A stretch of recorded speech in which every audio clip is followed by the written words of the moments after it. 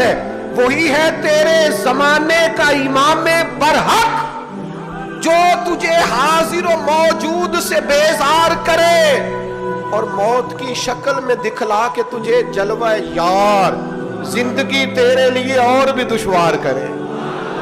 اور پلٹنا جھپٹنا جھپٹ کر پلٹنا یہ لہو گرم رکھنے کا ہے ایک بہانہ. لہذا طاقتور بنو, باہمت بنو, کربلا کے واقعے سے طاقت حاصل کرو. پھر کہتا ہوں ہم ہائے حسین والے نہیں, ہم تو واہ حسین والے ہیں.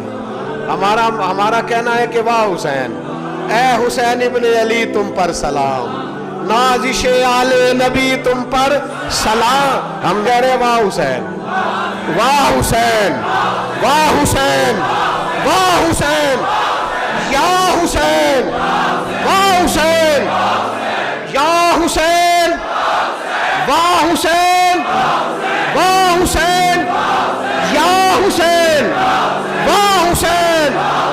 اپنے مزاج میں طاقت پیدا کرو, اپنے بچوں کو یہ قوت ارادی, قوت فیصلہ آنے والی نسل کو منتقل کریں, یہ ہمت, جذبہ. اور بالخصوص ماؤں بہنوں بیٹیوں کو بتائیں کہ رو کے نہ جیو, اس طرح جیو جس طرح حسین ابن علی کی بہن نے جی کے دکھایا. دربار یزید میں جناب زینب نے جب خطبہ پڑھا نا, دربار دمشق میں وہ زینب کا خطاب منبر پہ علی بول رہے ہو جیسے.